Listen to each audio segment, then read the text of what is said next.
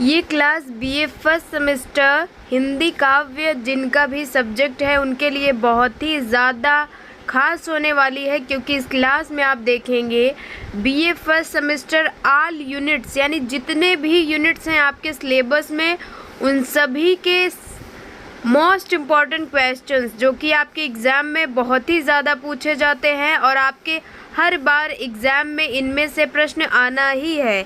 तो ध्यान से लास्ट तक क्लास को ज़रूर से देखिए। चलिए ए टू जेड पूरा सिलेबस आपका कवर किया जाएगा केवल इस एक क्लास में, और जितने भी लॉन्ग क्वेश्चंस हैं, शॉर्ट, सभी टाइप के इम्पॉर्टेंट क्वेश्चंस को देखेंगे। तो चलिए स्टार्ट करते हैं आज की क्लास को। बीए फर्स्ट सेमेस्टर जिनका भी है सब्जेक्ट हिंदी काव्य, तो उसमें यूनिट नंबर पहला जो है उसमें पढ़ना है आपको भारतीय ज्ञान परंपरा के अंतर्गत आदिकाल एवं भक्तिकाल हिंदी काव्य का इतिहास, यानी आदिकालीन और मध्यकालीन जो हिंदी का इतिहास रहा है भारत में, इसी के इतिहास के बारे में आपको पढ़ना है। तो चलिए देखते हैं कि इस टॉपिक से रिलेटेड यूनिट नंबर फर्स्ट में कौन से क्वेश्चंस हैं जो बहुत ही ज़्यादा आते हैं। तो सबसे पहले आप देख लीजिए कि भारतीय ज्ञान परंपरा जो है तो इनसे रिलेटेड जो क्वेश्चन पूछे जाते हैं कि भारतीय ज्ञान परंपरा हिंदी साहित्य के विकास के बारे में और नामांकन मुख्य साहित्यिक प्रवृत्तियाँ क्या हैं, यानी इस काल में जो साहित्य काव्य लिखे जाते हैं उनकी क्या विशेषताएं हैं। और जैसे कि कुछ भागों में बांटा गया है आदिकाल को, तो उसमें सिद्ध, जैन साहित्य, रासो साहित्य, नाथ साहित्य, भक्ति एवं लोक साहित्य, इन साहित्यों के बारे में पढ़ना है। तो सभी A to Z question answer cover करेंगे, इससे बाहर आपके एग्जाम में क्वेश्चंस देखने को नहीं मिलेंगे। तो ध्यान से देखिए। चलिए देखेंगे सबसे पहले इंट्रो तो सभी चैप्टर्स के इम्पॉर्टेंट नोट्स देखेंगे। तो यूनिट नंबर फर्स्ट में जैसा कि हमने बताया भारतीय ज्ञान और परंपरा आदिकाल के बारे में पढ़ना है। यही समझिए कि मुख्य रूप से पहले यूनिट में आपको आदिकाल के बारे में जानना है। तो चलिए इम्पॉर्टेंट नोट्स देख लेते हैं। तो भारतीय संस्कृति ज्ञान, दर्शन और भक्ति पर आधारित है। आदिकाल से ही यहाँ कवियों ने धर्म, समाज और प्रेम को केंद्र में रखकर साहित्य रचा। जो भारतीय संस्कृति है जिसमें कि ज्ञान, दर्शन और भक्ति पर आधारित रही है, तो जो आदिकाल है उनमें जो है धर्म, समाज, प्रेम, ये तीन विषय मुख्य हैं जिन पर रचनाएं की गई थी। तो हिंदी साहित्य का इतिहास जो है वह तीन भागों में बांटा गया है। जो हिंदी साहित्य है इसका इतिहास तीन भागों में बांटा गया है। पहला आता है आदिकाल, भक्तिकाल, रीतिकाल और आधुनिक काल। इस तरह से जो है तीन काल हैं। आदिकाल का जो समय अवधि रही है 1050 से 1350 ईस्वी, भक्ति काल 1375 से 1700 और रीतिकाल एवं आधुनिक काल 1700 से 1900। तो ये तो हो गया परिचय की हिंदी साहित्य की शुरुआत किस तरह से हुई। अब देखिए आदिकाल जो सबसे पहला काल माना जाता है हिंदी साहित्य का, इसके जो है आदिकाल में जो है वीर गाथा प्रधान काव्य थे, जबकि मध्यकाल में भक्ति भाव प्रमुख रहा है। जैसे कि यूनिट नंबर फर्स्ट में दो टॉपिक से रिलेटेड बहुत ही ज़्यादा क्वेश्चन आते हैं कि आदिकाल के बारे में बताना है, और आदिकाल में जो है वह दो भाग हैं आदिकाल के। तो आदिकाल में सिद्ध, जैन, नाथ, रासो और लोक साहित्य, इन सभी साहित्यों पर रचना की गई थी आदिकाल में। तो सिद्ध साहित्य पहला आता है आदिकाल का एक प्रकार समझ लीजिए, जिसमें कि सिद्ध साहित्य जो है वह सहज योग और निर्माण पर केंद्रित है। प्रमुख कवि जो हैं वो सिद्ध साहित्य के सरहप्पा, लुइप्पा और कनप्पा हैं। और जैन साहित्य में धर्म और नीति की शिक्षा देता है और इसके प्रमुख कवि हैं हेमचंद्र और जिनसेन। नाथ साहित्य जिसमें कि योग, साधना और ईश्वर भक्ति पर आधारित है और इसके प्रमुख कवि हैं गोरखनाथ और जलंधर नाथ। तो सिद्ध साहित्य में योग के महत्व को बताया गया है। निर्वाण यानी आत्मा का परमात्मा में लीन होना, ईश्वर प्राप्ति का, इन सभी चीज़ों पर जो रचनाएं हैं इन्हीं से केंद्रित हैं, इन्हीं विषयों पर। और जैन साहित्य में जो है वह धर्म और नीति, जैन धर्म होता है इसके प्रचार प्रसार किए गए और इसकी नीति, इनके जो भी नियम कानून है इसका बहुत ही ज़्यादा प्रसार किया गया। और नाथ साहित्य में जो है योग और ईश्वर भक्ति पर आधारित है नाथ साहित्य, यानी सिद्ध साहित्य का विकसित रूप है नाथ साहित्य। उसके बाद नाथ आदिकाल के साहित्य के अंतर्गत एक और साहित्य आता है जिसे कहते हैं रासो साहित्य। तो रासो साहित्य में जो है वीरता और देशभक्ति पर आधारित जो रचनाएं हैं की गई थी और प्रमुख रचना जो थी वो थी पृथ्वीराज रासो, जिसके की रचयिता हैं चंदबरदाई। इन्होंने पृथ्वीराज रासो नामक एक रचना की जो कि वीरता और देशभक्ति पर आधारित था। अब जैसा कि आपने देखा था कि यूनिट नंबर 1 में आपको आदिकाल के बारे में और मध्यकाल, ये 2 कालों के बारे में पढ़ना है। तो हमने आदिकाल तो देख लिया और आदिकाल में जितने भी साहित्य थे, नाथ, सिद्ध, रासो, उन सभी के बारे में देख लिया। अब हम देखेंगे कि जो मध्यकालीन हिंदी काव्य है इसकी प्रमुख विशेषताएं क्या रही हैं। यही क्वेश्चन में बहुत ही ज़्यादा पूछा जाता है कि मध्यकाल में जो है, मध्यकाल के जो काव्य रचनाएं हैं उसकी क्या प्रमुख विशेषताएं हैं। तो ध्यान से देखिए क्या क्या विशेषताएं रही हैं। पहला है कि भक्ति, प्रेम और ईश्वर के प्रति समर्पण का भाव। जैसा कि मध्यकालीन हिंदी काव्य को भक्तिकालीन कहा जाता है। भक्तिकालीन, जो भक्तिकालीन था, भक्तिकाल, उनमें जो है मुख्य रूप से भक्ति पर आधारित रचनाएं की जाती थी, ईश्वर भक्ति पर, प्रेम और ईश्वर के प्रति समर्पण का भाव, इन सभी विषयों पर रचनाएं की जाती थी भक्ति काल में यानी मध्यकालीन काल में। दूसरा कि जन भाषा का प्रयोग किया जाता था रचनाओं में, जैसे कि अवधी, ब्रज, मैथिली भाषा में रचनाएं की जाती थी। और तीसरा है कि समाज में समानता और प्रेम का संदेश। मध्यकालीन हिंदी काव्य की जो विशेषताएं हैं कि इसमें इस समय जो भी रचनाएं हो रही थी वह समाज में समानता और प्रेम का संदेश देने के लिए, इसका मुख्य प्रभाव यही पर, लोगों पर यही प्रभाव डालना था। और चौथा आता है इसकी विशेषता कि कवियों ने धर्म, समाज और मानवता का समन्वय किया, यानी ईश्वर भक्ति के साथ साथ इस काल में धर्म के और समाज और मानवता को भी इस काव्यों और रचनाओं में बहुत ही ज़्यादा महत्व दिया, इन विषयों को भी।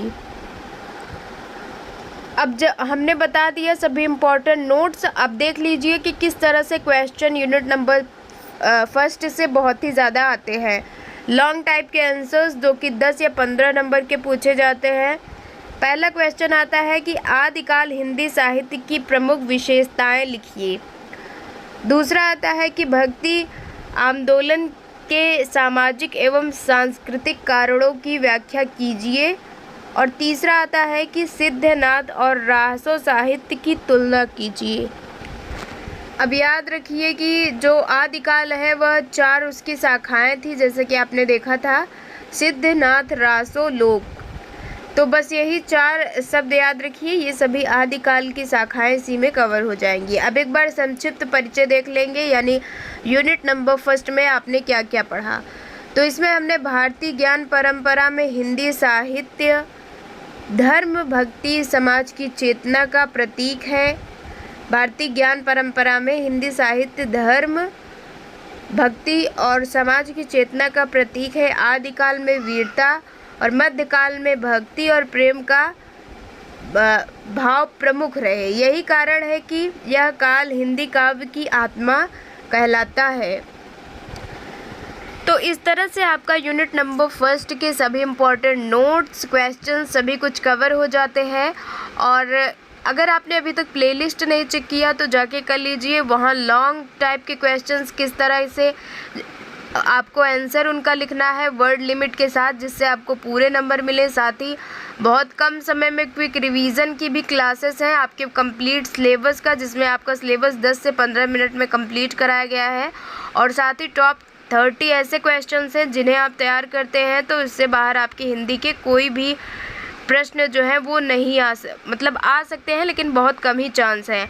तो उन सभी को प्लेलिस्ट में जाके ज़रूर से चेक कर लीजिए। और कोई भी डाउट हो या फिर किसी दूसरे टॉपिक पर आपको क्लास चाहिए तो उसके लिए कमेंट ज़रूर से कर दीजिएगा। तो ये अभी तक हमने देख लिया यूनिट नंबर 1 के मोस्ट इम्पॉर्टेंट नोट्स क्वेश्चंस। अब देखिए यूनिट नंबर 2। यूनिट नंबर 2 जिसमें कि हमें पढ़ना है, जिनसे रिलेटेड टॉपिक्स क्वेश्चंस आपके एग्ज़ाम में देखने को मिलेंगे। आधुनिक 3 काव्य का इतिहास, यानी यूनिट नंबर 1 में आपने देखा था आदिकाल और मध्यकाल के बारे में, जबकि अब यूनिट नंबर 2 में आपको आधुनिक काल के बारे में पढ़ना है। तो आधुनिक काल का सबसे पहले परिचय देखिए कि आधुनिक काल की शुरुआत कब से हुई। तो आधुनिक काल जो है 1857 के बाद, यानी जब हमारे देश में स्वतंत्रता संग्राम चल रहा था, 1857 के बाद हिंदी साहित्य एक नए युग में प्रवेश करता है, तभी से माना जाता है आधुनिक युग। इस समय भारत में जागरण की लहर थी,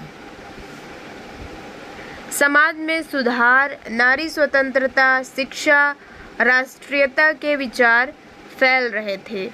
यानी जब हमारे देश में स्वतंत्रता की लड़ाई चल रही थी उस समय जो भी सामाजिक समस्याएं थी, जैसे कि नारी की स्वतंत्रता के लिए आंदोलन चल रहे थे, समाज में सुधार के लिए, और लोगों में राष्ट्रीयता की भावना जग रही थी, जिससे कि वे लोग अपना ग्रुप बनाने लगते हैं और स्वतंत्रता संग्राम हमारा शुरू होता है। तो कवियों ने अब धर्म के बजाय मानव और समाज को केंद्र में रखा। यानी अभी भक्ति काल में आपने देखा कि उस समय ईश्वर भक्ति पर बहुत ही ज़्यादा रचनाएं हो रही थी, लेकिन जब स्वतंत्रता संग्राम प्रारंभ हुआ तो तब कवियों ने क्या, धर्म के बजाय मानव और समाज को केंद्र में रखकर इनसे संबंधित काव्य रचनाएं हिंदी साहित्य में करने लगी। तो ये तो था परिचय कि किस तरह से हमारा आधुनिक काल जो है वो शुरुआत हुई आधुनिक काल की। अब देखिए प्रमुख प्रवृत्तियां क्या है आधुनिक काल की, यानी क्या विशेषताएं रही हैं। तो आधुनिक काल में देशभक्ति और राष्ट्रीय चेतना, भारत माता का स्वरूप और आज़ादी का जोश, और दूसरा है कि नव जागरण, शिक्षा, समानता और स्त्री सम्मान पर जोर दिया गया, और तीसरा है कि भावनात्मक और करुणा कवियों ने मानव संवेदना को स्थान दिया। इसी के साथ ही चौथा पॉइंट आता है कि प्रेम और प्रकृति का सौंदर्य, यानी प्रकृति के माध्यम से मनुष्य की भावनाओं को भी व्यक्त किया गया था आधुनिक काल में। अब चलिए देखते हैं कि आधुनिक काल के प्रमुख कवि कौन कौन से हैं और उन्होंने क्या योगदान दिया अपने हिंदी साहित्य में।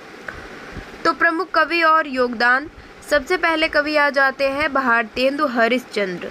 भारतेंदु हरिश्चंद्र जो है वो आधुनिक युग के जनक माने जाते हैं। सबसे पहले कवि माने जाते हैं आधुनिक काल के भारतेंदु हरिश्चंद्र, और इनसे रिलेटेड क्वेश्चंस आपके एग्ज़ाम में ज़रूर से देखने को मिलेगा।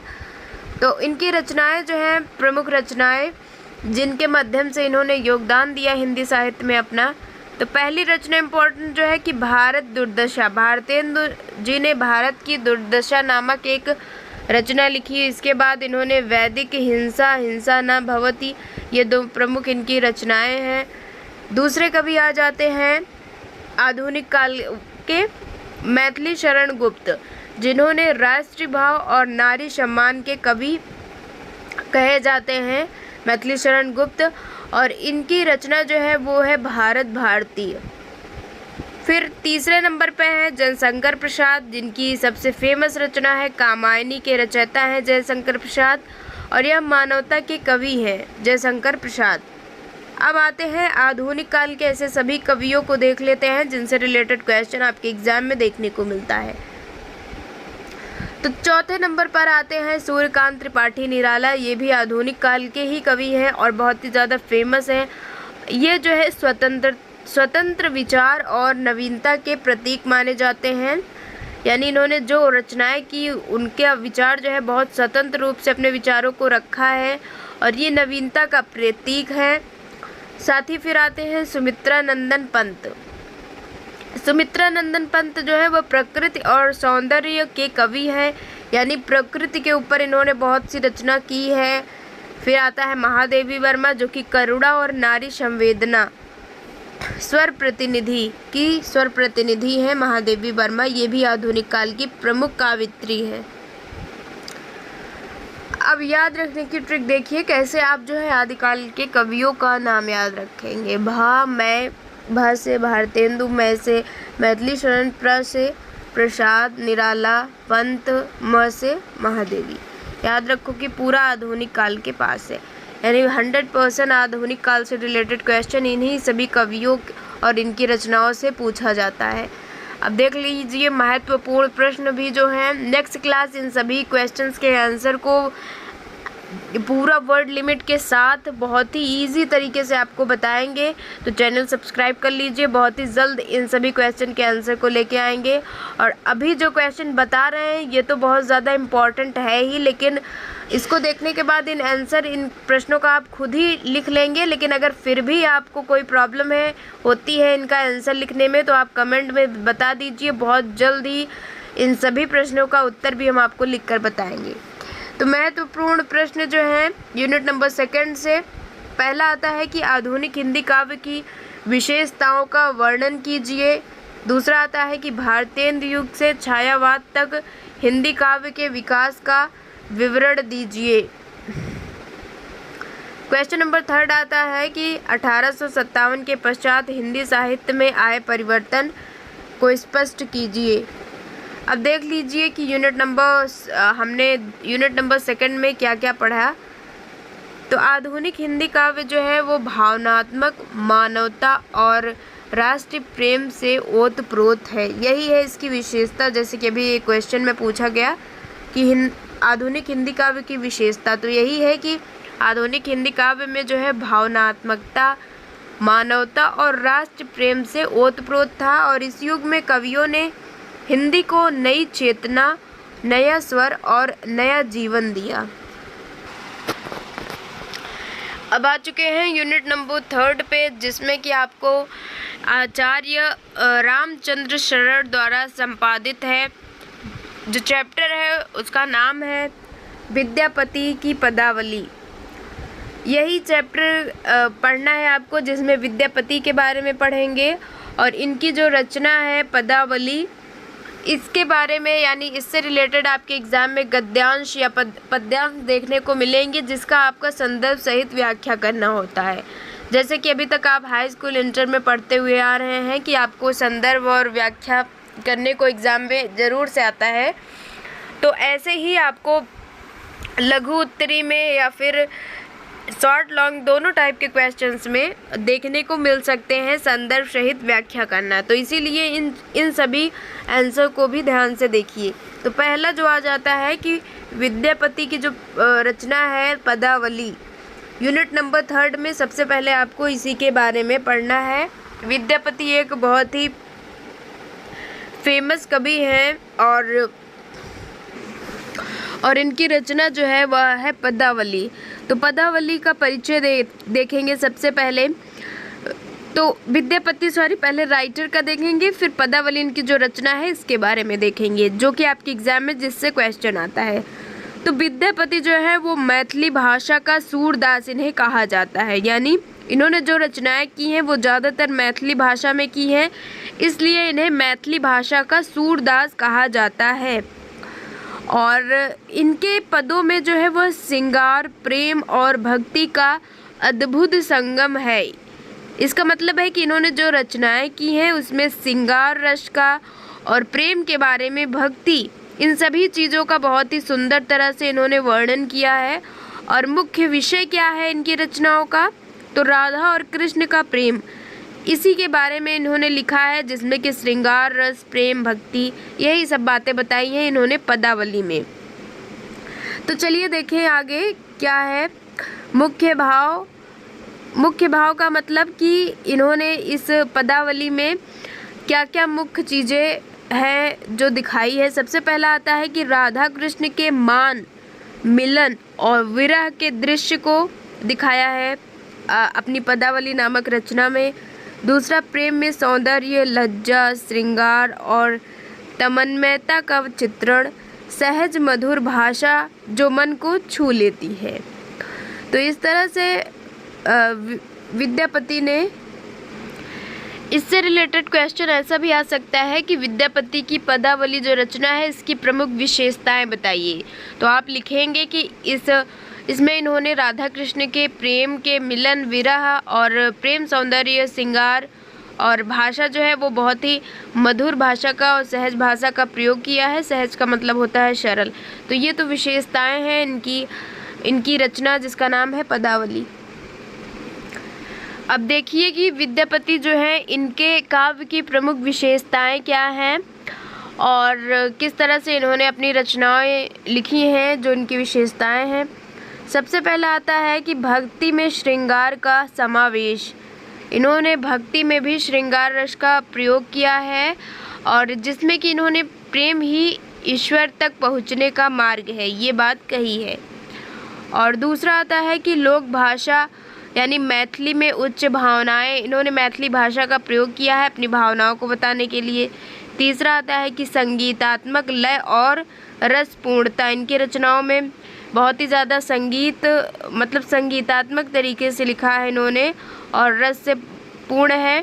चौथा आता है कि रचनाओं में मानवीय भावनाओं की गहराई। तो इस तरह से क्या ट्रिक देख लीजिए। वी से विनम्र, भ से भक्ति और वी से विनम्र भक्ति और ध्या से दया का रूप, पति से प्रेम का प्रतीक। तो इस तरह से विद्यापति जो नाम है इनका, इन्हीं से आप याद रखिए इनकी जो रचना का भाव है या विशेषता है। बस याद रखिए विद्यापति के 3 मूल भाव हैं और उन तीनों मूल भाव को आप इस तरह से याद रखिए। वी से जो विद्यापति का नाम जिससे स्टार्ट होता है तो विनम्र भक्ति, और दया से जो कि दया का रूप है, और पति जिसमें कि प्रेम का प्रतीक। तो इस तरह से विद्यापति जो है इनके काव्य की यही विशेषताएं हैं। अब जो विद्यापति से रिलेटेड या इनकी रचना से रिलेटेड जो महत्वपूर्ण प्रश्न आते हैं, पहला आता है कि विद्यापति के काव्य की प्रमुख विशेषताएं क्या है बताइए। तो अभी आपने देखा ही कैसे ट्रिक से आपको याद रखना है इसका आंसर। दूसरा कि विद्यापति की भक्ति और प्रेम की भावना पर टिप्पणी कीजिए। और तीसरा प्रश्न है कि विद्यापति पदावली में राधा कृष्ण का प्रेम किस रूप में प्रस्तुत है। आप देख लीजिए कि क्या क्या पढ़ा आपने यूनिट नंबर 3 के अंतर। तो हमने क्या देखा कि विद्यापति ने भक्ति और प्रेम के भावों को इतना अनमोल बनाया है कि भक्त और प्रियतम का अंतर मिट गया। उनका काव्य जो है मानव हृदय का संगीत कहा जाता है। यूनिट नंबर 4 जिसमें कि तुलसीदास की जो रचना है रामचरितमानस और सगुण भक्ति काव्य के प्रमुख कवि माने जाते हैं तुलसीदास, इनके बारे में पढ़ना है।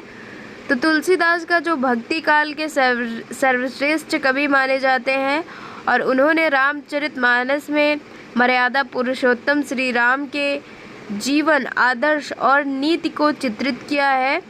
और उनका काव्य जो है वो सगुण भक्ति ईश्वर का साकार रूप पर आधारित है। अब मुख्य भाव क्या क्या हैं इनकी रचना के, तो श्री राम के रूप में इन्होंने ईश्वर का साकार दर्शन किया है, यानी राम के रूप में ये भगवान को मानते हैं। दूसरा आता है कि मर्यादा, प्रेम और नीति और धर्म का संगम है इनकी रचना। और तीसरा जन भाषा, अवधि में उच्च विचारों की प्रस्तुति, यानी रामचरितमानस में अवधी भाषा का प्रयोग किया है। और फिर आता है कि आदर्श नारी के रूप में सीता का भी चित्रण किया है। काव्य विशेषताएं क्या है इनके काव्य की, कि इन्होंने जो रचना की है उसमें सादगी में गहराई, हर श्लोक जीवन शिक्षा देता है, जीवन के विषय में हमें कुछ न कुछ सीख दे के जाता है इनकी जो श्लोक हैं रामचरितमानस में। और साथ ही चरित्र निर्माण, रामचरितमानस जो है वो नैतिकता की पाठशाला है। और फिर है कि भक्ति की मधुरता, अवधी भाषा में लय और संगीत इन्होंने लोकप्रियता, घर घर में तुलसी के दोहे गाए जाते हैं। अब याद रखने की ट्रिक यही है कि इन्होंने राम सीता और अपनी भावनाओं प्रस्तुत किए हैं राम सीता के रूप में, और इन 3 शब्दों से तुलसी का पूर्ण दर्शन छिपा है। अब महत्वपूर्ण प्रश्न देख लीजिए कि तुलसीदास से रिलेटेड इनकी रचना से क्या क्या आता है। पहला प्रश्न आता है कि तुलसी के काव्य की क्या विशेषताएं हैं, लिखिए। दूसरा आता है कि रामचरितमानस में आदर्श नायक के रूप में श्री राम का चित्रण कीजिए। और तीसरा है कि तुलसी की भक्ति भावना में नीति और मानवता का समन्वय कैसे है। अब यूनिट नंबर 4 का सारांश, यानी क्या क्या देखा आपने अभी तक। तुलसी का जो काव्य है केवल धर्म नहीं बल्कि जीवन की नीति भी हमें बताता है, जिसमें कि एक इनका पॉपुलर जो श्लोक या दोहा कह लीजिए है कि परहित सरिस धर्म नहीं भाई। यह जो है हमें धर्म के साथ साथ नीति का भी संदेश दे रहा है ये दोहा। तो इस तरह से यूनिट नंबर 4 आपका हो जाता है, जो कि इम्पॉर्टेंट टॉपिक है जिससे रिलेटेड क्वेश्चन ज़्यादा पूछा जाता है। साथ ही यूनिट नंबर 5 जिसमें कि आप देखेंगे कबीर दास के बारे में। कबीर दास जो है वो भक्ति और दर्शन दोनों के प्रमुख कवि माने जाते हैं, और ये निर्गुण भक्ति के, अभी तक जो तुलसीदास थे वो सगुण भक्ति धारा के काव्य थे, जबकि कबीर दास जो है वो निर्गुण, यानी ये ईश्वर को जो है निराकार रूप में मानते हैं और भक्ति और दर्शन के, जबकि ये भी कवि हैं। तो परिचय देख लीजिए सबसे पहले कबीर दास का। कबीर जो है वो निर्गुण भक्ति धारा के सर्वश्रेष्ठ संत हैं। इन्होंने मूर्ति पूजा, जाति पाति और अंधविश्वास का विरोध किया है। 3 चीज़ें याद रखिए, मूर्ति पूजा, जाति पात, अंधविश्वास। और इनका संदेश यही है कि सदाचार और सत्य ही सच्चा धर्म है। अब देखिए मुख्य विचार, यानी तुलसी की जो रचना है कबीरदास की जो रचना है उसमें मुख्य विचार क्या है, यानी किन विषयों पर इन्होंने किन विषयों को अपने रचनाओं में शामिल किया है। तो पहला जो आता है वह है ईश्वर सर्वत्र है, मंदिर मस्जिद में नहीं। कबीरदास जी कहते हैं कि ईश्वर हर जगह है, वह निराकार है, तभी इन्हें कहा जाता है निर्गुण भक्ति शाखा के कवि। और ये कहते हैं कि ईश्वर सर्वत्र है, ना कि मंदिर और मस्जिद में। और ये जो है कर्म को पूजा मानते हैं, मूर्ति पूजन का ये विरोध करते हैं और कर्म को ही पूजन मानते हैं। साथ ही समाज में समानता का संदेश देते हैं कि किसी भी जाति धर्म के आधार पर हमें समाज में असमानता नहीं फैलानी चाहिए और सभी को समान रूप से मानना चाहिए। साथ ही सीधी सादी और तीखी भाषा का प्रयोग करते हैं, जैसे कि इनकी प्रमुख रचना क्या है, साखी शबद, जिसमें कि दोहे के रूप में इन्होंने अपनी रचना की। अब कबीर का एक प्रसिद्ध दोहा जो है कि बुरा जो देखन मैं चला, बुरा न मिलिया कोई, जो दिल खोजा आपना, मुझसा बुरा न कोई। तो इसमें इन्होंने देखा आपने कि समाज सुधारक के रूप में और बहुत ही ज़्यादा सीधी सादी भाषा का प्रयोग किया है। ट्रिक याद रखिए कि इन्होंने न मूर्ति न जात, बस सच्चा साथ, यानी निर्गुण भक्ति का मूल सिद्धांत है कबीर। अब कबीरदास से रिलेटेड जो क्वेश्चंस आते हैं इम्पोर्टेंट, वो पहला है कि कबीरदास के काव्य की क्या विशेषताएं हैं और कबीर का निर्गुण भक्ति दर्शन समझाइए। और तीसरा प्रश्न आता है कि कबीर के सामाजिक सुधारक स्वर पर टिप्पणी कीजिए, किस तरह से इन्होंने समाज को में सुधार लाने का प्रयास किया है अपनी रचनाओं के माध्यम से। और इस तरह से सारांश देख लीजिए क्या क्या आपने अभी तक देखा है कि कबीर ने जीवन की सच्चाई को सरल भाषा में बताया है। उनका भक्ति दर्शन आज भी समाज को एकता और सत्य का संदेश देता है। इनका जो भक्ति दर्शन है, इन्होंने जो भक्ति रचनाएं की है वह समाज में एकता और सत्य का संदेश देता है।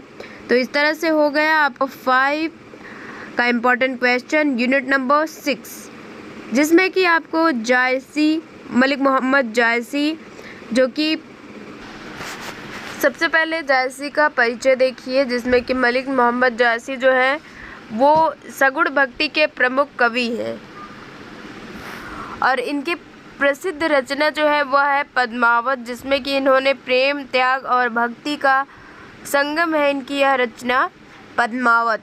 और ये आपके सिलेबस में भी है, जिसमें कि आपको नागमती का वियोग वर्णन, इससे रिलेटेड व्याख्या बहुत ही ज़्यादा आता है करने को प्रश्न। फिर आता है कि मुख्य भाव क्या है इनकी रचनाओं में। तो पद्मावत में इन्होंने रानी पद्मावती और रतन सेना का आदर्श प्रेम के बारे में और अलाउद्दीन की वासना बनाम सच्चे प्रेम का संघर्ष और प्रेम को ही ईश्वर प्राप्ति का माध्यम बताया गया। अब इनके काव्य की जो विशेषता है यानी पद्मावत की, तो इन्होंने काव्य में रूपक और प्रतीकात्मक भाषा का प्रयोग किया है और साथ ही अलंकार का प्रयोग किया है, साथ ही प्रेम को आत्मा की यात्रा के रूप में प्रस्तुत किया है, सौंदर्य और वीरता का सुंदर चित्रण किया है। भाषा जो है वह अवधी है, मिश्रित ब्रज और मधुर भावपूर्ण। यूनिट नंबर 7, जिसमें कि बिहारी हैं प्रमुख कवि और जो कि रीतकालीन काव्य के प्रमुख कवि माने जाते हैं बिहारी। और इन्होंने जो है वो रीति, संवेदना और श्रृंगार इन मुख्य विषयों पर अपनी रचना की है। तो सबसे पहले बिहारी का परिचय देखेंगे। तो बिहारी लाल जो है वो रीतिकाल के सर्वश्रेष्ठ कवि माने जाते हैं और इनकी प्रसिद्ध कृति जो है जिसका नाम है बिहारी सतसई, इसमें इन्होंने 700 से अधिक दोहे हैं जो कि श्रृंगार, नीति और जीवन के अनुभव पर आधारित है। और इनकी जो काव्य रचनाएं हैं यानी जो 700 से अधिक दोहे हैं जिसका नाम है बिहारी सतसई ना। अगर मान लीजिए प्रमुख इनकी आ जाए कि रचना लिखिए, तो आप लिखेंगे कि बिहारी सतसई इनकी प्रमुख रचना है, जिसमें कि इन्होंने 700 से अधिक ज़्यादा दोहे लिखे हैं। और इन दोहों की क्या विशेषता है या इनकी रचना की क्या विशेषता है, ये भी क्वेश्चन आता है। तो आप लिखेंगे कि इनकी रचना में जो है वह श्रृंगार रस यानी राधा कृष्ण का प्रेम और नक्सिख वर्णन, विरह, मिलन और विरह, श्रृंगार रस का इस तरह से इन्होंने प्रयोग किया है। दूसरा आ जाता है कि नीति और जीवन दर्शन यानी समाज, प्रेम और व्यवहार की शिक्षा। नीति में और जीवन दर्शन में समाज के बारे में, प्रेम के और व्यवहार इन सभी के बारे में शिक्षा देते हैं। साथ ही संक्षिप्त सौंदर्य एक दोहे में गहरी भावना को प्रकट करते हैं। बिहारी की भाषा यानी किस भाषा में इन्होंने रचनाएं की है, तो पहला आता है ब्रज भाषा, बहुत ही मधुर और कलात्मक रूप से। और इनकी शैली जो है वह श्रुतिपरक और चित्रात्मक है। रस मुख्य रूप से इन्होंने श्रृंगार रस पर अपनी रचना की है। अब इनका एक प्रसिद्ध दोहा देख लेते हैं बिहारी का कि ना ही पराग ना ही मधुर मधुप, ना ही बंसी स्वर नाल, कीन्हे के ही विधि फूली, बिनु जल कमल विशाल। इन्हीं दोहे में नायिका की सौंदर्य भक्ति और प्रतीक सुंदर का अद्भुत चित्रण है। अब यूनिट नंबर 7 का सारांश क्या है कि बिहारी का काव्य जो है वो कला और बुद्धि का संगम है और इनकी सतसई में सौंदर्य और सत्य दोनों ही झलकता है।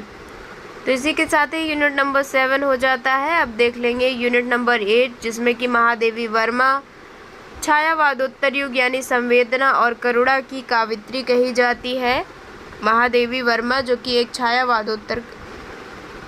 तो सबसे पहले महादेवी वर्मा का परिचय देखिए कि महादेवी वर्मा जो है छायावाद की अंतिम एवं सर्वश्रेष्ठ कावित्री है। इन्होंने आधुनिक युग की मीरा कहा जाता है महादेवी वर्मा को। और इनकी रचनाओं में प्रेम, वेदना, प्रेम, त्याग और करुणा की गहरी धारा बहती है। यानी जो महादेवी वर्मा है छायावाद की अंतिम कवयित्री, जो कि आधुनिक युग की मीरा भी कही जाती हैं। तो इनकी रचनाओं में जो है प्रेम, त्याग, करुणा, वेदना, इन सभी की धारा व्यक्ति है और मुख्य रूप से इन्हीं विषयों पर रचनाएं की हैं। अब इनकी मुख्य रचनाएं जो हैं वो है कि यामा, जो कि गीत का संग्रह है, फिर नीरजा, दीपशिखा, संध्या गीत, इस तरह से ये 4 इनकी प्रमुख रचना है। और श्रृंखला की कड़ियाँ नामक एक निबंध भी इन्होंने लिखा। अब इनके काव्य के जो प्रमुख मुख्य भाव हैं, जिसमें कि इन्होंने आत्मा और ईश्वर का मिलन, आत्मा और यानी आध्यात्मिक प्रेम के बारे में, नारी की पीड़ा और उसकी शक्ति का चित्रण, करुणा, कोमलता और स्नेह का संसार, प्रकृति के माध्यम से मन की व्यथा व्यक्त करना। तो इस तरह से देख लीजिए कि महादेवी का काव्य दर्द की मधुर ध्वनि है, जहाँ पीड़ा भी कविता बन जाती है और संवेदना उपासना। वह नहीं जो दिखता है, वह नहीं जो महसूस होता है। तो इस तरह से आपने देख लिया यूनिट नंबर 1 से 8 तक के जो मोस्ट इम्पॉर्टेंट टॉपिक्स हैं, जिनसे रिलेटेड आपके एग्ज़ाम में क्वेश्चंस आते हैं। कोई भी डाउट हो तो कमेंट में ज़रूर से पूछ लीजिए। मिलते हैं नेक्स्ट क्लास में इसी तरह से और भी मोस्ट इम्पॉर्टेंट जो क्वेश्चंस हैं आपके एग्ज़ाम के लिए, उन सभी को। तो चलिए मिलते हैं नेक्स्ट क्लास में।